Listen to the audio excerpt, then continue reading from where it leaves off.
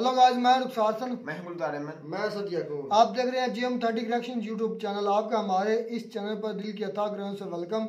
अगर आप देना चाहते हैं इस तरह करेक्शन वीडियो तो हमारे चैनल जरूर सब्सक्राइब करें। उम्मीद करते हैं आप खरे से होंगे, यूँ हंसते और मुस्कुराते रहें और हमें भी अपना प्यार दिखाते रहें। हमारा चैनल ज़्यादा से ज़्यादा लाइक शेयर और सब्सक्राइब करके तो मित्रों, बेलियो, सजनों, मेरे दोस्तों, मेरे दिल के जिगर के टुकड़ों, चैनल भी सब्सक्राइब करो, शेयर भी करो। तो चलते हैं वीडियो का टाइटल है नो बीएड नो एजुकेशन। हाँ, मजेदार है वीडियो, लगती है। देखते हैं सबसे पहले वीडियो, फिर देखते हैं हमारा एक्शन फेस टू फेस। तो साहब, एक बहुत छोटी सी खबर थी, पर बतौर सोशियो रिलीजियस कमेंटेटर जब मैंने उस खबर को पढ़ा और ये तहकीकात की कि वास्तव में ये सत्य है, अलग अलग सोर्सेस से पढ़ा, तो मैं बहुत चक्का रह गया। दारुल उलूम देवबंद में 4 छात्रों को दाढ़ी कटवाने के आरोप में रेस्टिकेट कर दिया गया और जब उन्होंने प्रार्थना पत्र दिया कि हमें माफ कर दो, माफीनामा मांगा, दिया, तो माफीनामा कबूल करने से मना कर दिया। आज का वीडियो उस दोहरे मापदंड पे है जो बात न्यूज चैनल्स को नजर नहीं आई। पूरा देखिएगा।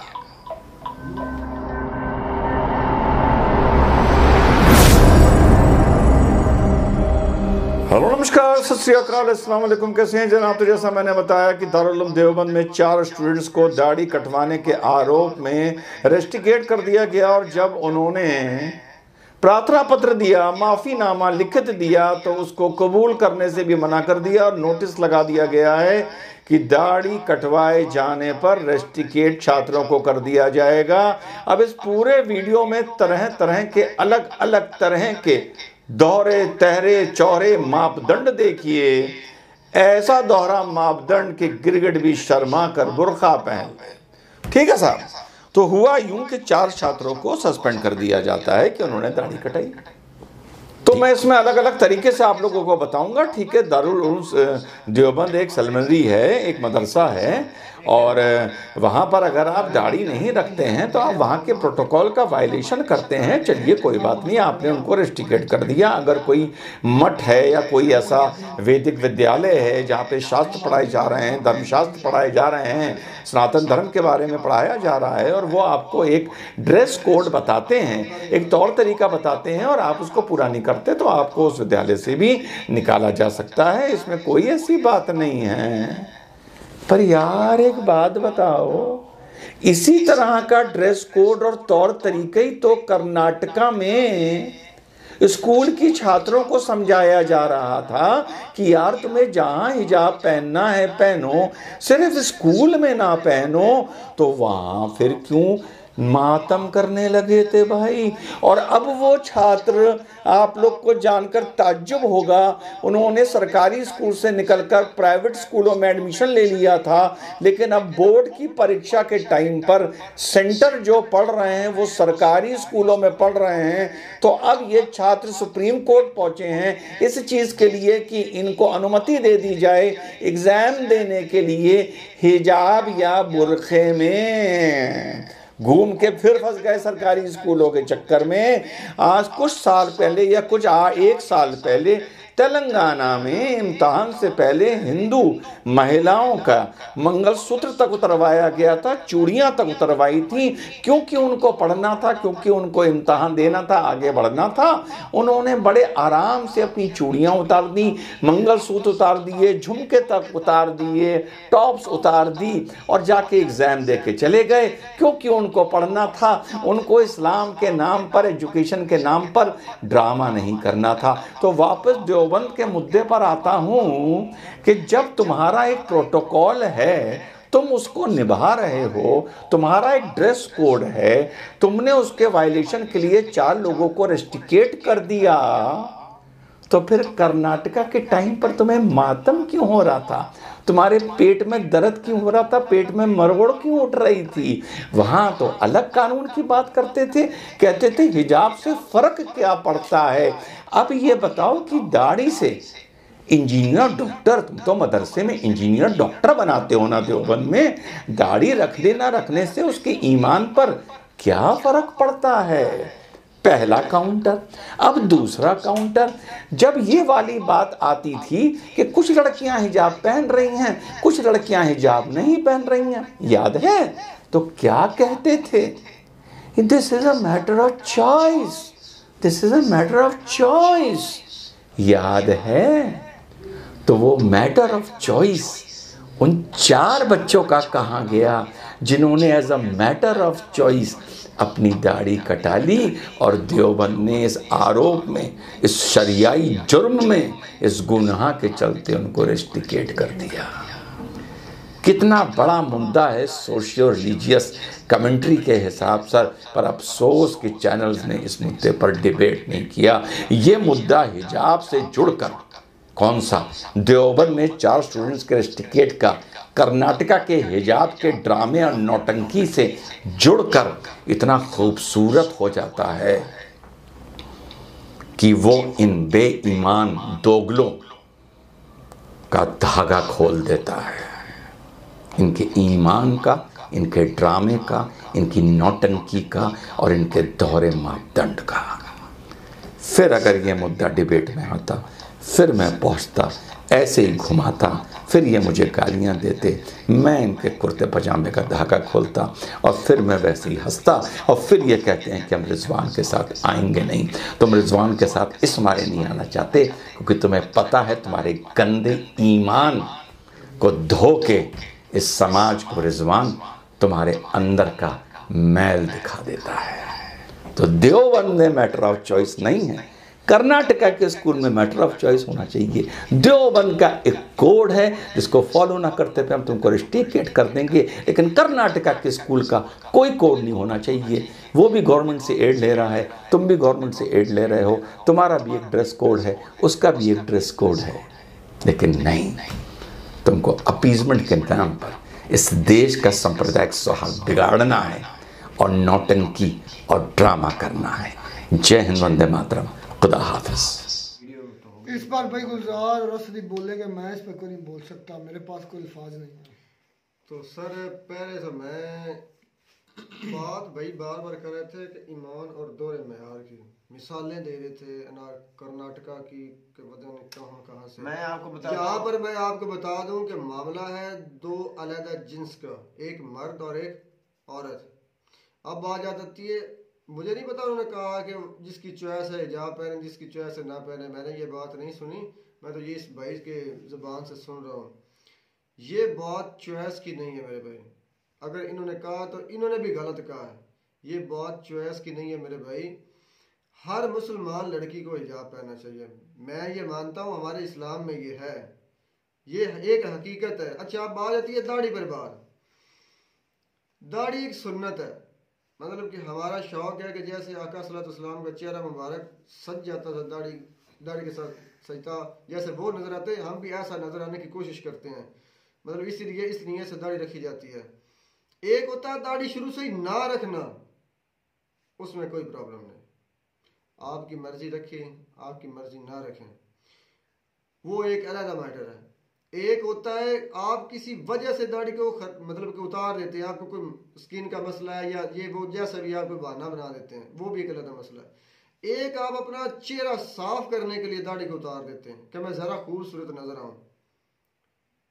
इसमें भी कोई ऐसी वजह बयान नहीं की कि मेरे इल्म में नहीं है, कोई ऐसी वजह नहीं है कि जिसमें इन लोगों को जिस्मानी तौर पर कोई सजा दी जाए। गुलजार भाई समझने की कोशिश कर रहे हैं, जिस्मानी तौर पर कोई सजा दी जाए, मतलब कोड़े मारे जाएं या ये वो किया जाए। भाई आपको समझ नहीं आई में आप रुखसार भाई, असद भाई आप समझ नहीं, वो बात तो कर रहे थे जो लड़की ने हिजाब के यार मैं समझाता हूँ, मुद्दे पर था, दूसरे पर तो बाद में आ रहा था। मैं आपको समझाता हूँ, आपको समझ नहीं आई, मुझे समझ में आ रही है वो बात का, तो बात को लेकर जा रहा है, मुझे साफ सुन तो ले, मेरी तो बात सुने।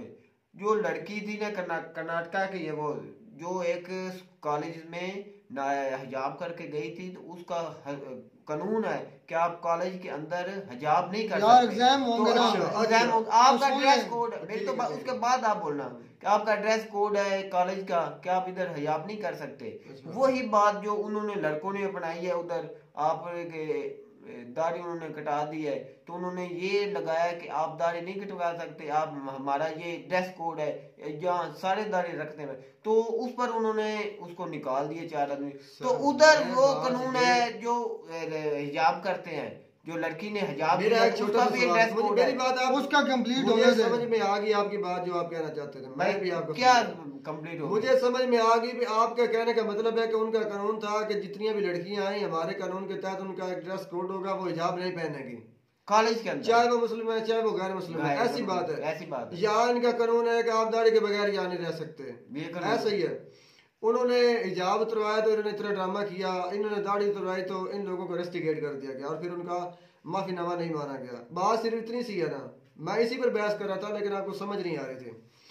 अच्छा, पहली बात तो यह सवाल होता है कि क्या पहले भी यही कानून था?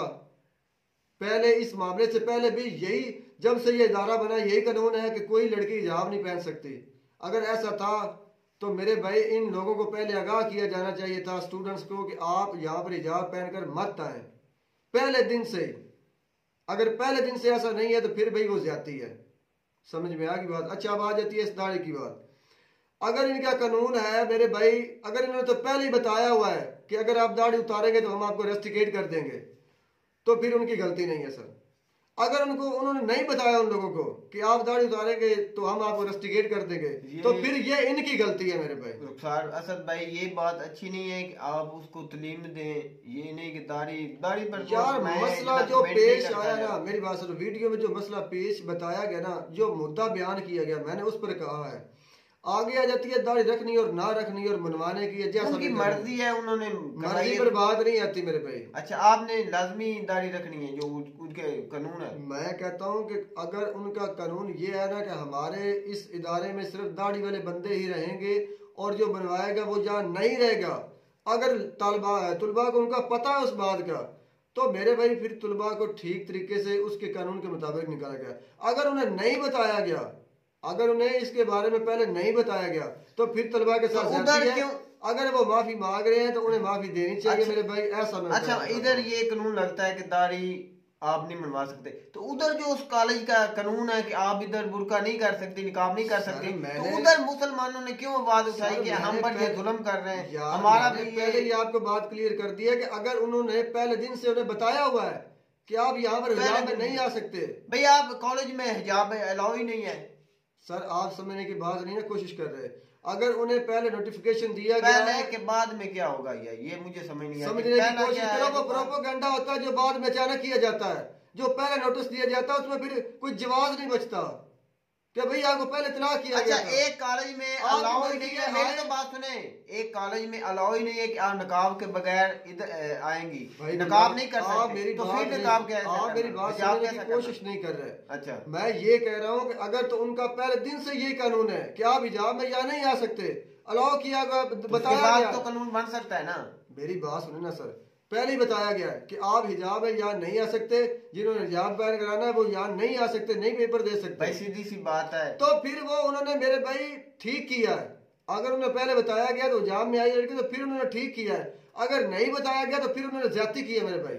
बात सिर्फ अगर इस कानून में, अगर इस इदारे में दाढ़ी रखने और ये सब कुछ पहले बताया गया कि अगर आप दाढ़ी उतारेंगे तो आपको रेस्टिकेट कर दिया गया जाएगा, तब भी तो तुलबा ने ये किया, तो फिर ये तुलबा की ज्यादती है ना कि उस्ताजा की। अगर उस्ताजा ने बताया नहीं है और उनके करने आप एक ही बात कर चुके, तो भाई गुलजार को समझ नहीं ना आ रही। मुझे समझ अब इस्लाम में आती है दाढ़ी। मैं आपको बताता हूँ, दाढ़ी में इस्लाम नहीं है, इस्लाम में दाढ़ी है मेरे भाई। समझ में आ गई बात? लाजमी नहीं कि आपकी दाढ़ी हो, कोई फर्ज नहीं है आप पर, ये सुन्नत है। सुन्नत है, कोई कर ले, ये सुन्नत है, सुन्नत मौक़िदा। मौक़िदा लफ्ज़ बोला जाता है, मेरी बात सुनो, मौक़िदा लफ्ज़ बोला जाता है। आप भी बोले जा रहे हैं, हमारी भी कोई बयान सुनो, आप भी किए जा रहे हैं। लेकिन मैं ये बात कर रहा हूँ कि जो जोर जबरदस्ती से हमारी जो दाढ़ी रखना है ना, वो सुन्नत तरीका है कि आप सुन्नत से आप रखते हैं, आपका सवाब है, आपके नबी का तरीका है। तो जो नहीं करता उस पर जोर जबरदस्ती कर सकते हैं, जो उसके आप नमाज के मामले में कर सकते हैं, सुन्नत पर इस सुन्नत पर नहीं कर सकते। आपका नमाज फर्ज है, आप उस पर बच्चे के साथ ज्यादती मतलब जबरदस्ती कर सकते हैं या उसके समझाने के लिए मार पीट सकते हैं। ये अच्छा नहीं है कि वो अपने तरीके से, हमारे अमल से, अपनी सोच से वो दाढ़ी रखे, वो अच्छा है कि जोर जबरदस्ती से उसको दाढ़ी। इसकी मैं मिसाल देता हूँ सर आपको। एक बच्चा है ना, वो 10वीं मंजिल से कूदने वाला है, समझ में आई? आपने उसको रोकना है, क्योंकि आपको पता है अगर वो नीचे गिरेगा तो मर जाएगा। आपने उसको रोकना है, तो आप उसको कैसे रोकेंगे? गाइड कर सकते हैं पर जबरदस्ती नहीं कर। गाइड करेंगे फिर भी नहीं मानता, फिर आप क्या करेंगे? तो मानते नहीं तो फिर क्या करेंगे? मैं आपको बताता हूँ ना, आप उसको समझाते हैं, वो आपकी बात नहीं समझा, हालांकि आपको पता है कि अगर वो नीचे गिरेगा तो मर जाएगा। पहले आप समझाते हैं, वो नहीं मानेगा, फिर आप उसे पकड़ कर पीटते हैं, लेकिन उस मार के डर से वो कूदता नहीं, वापस चला जाता है। तो बात इतनी सी है, तो इसमें कोई अर्थ नहीं है। तो उम्मीद करते हैं आपको हमारी वीडियो अच्छी लगी होगी। वीडियो अच्छी लगी हो तो हमारे चैनल जरूर सब्सक्राइब करें। मिलता है नई वीडियो में नया टॉपिक के साथ, तब तक दीजिए इजाजत।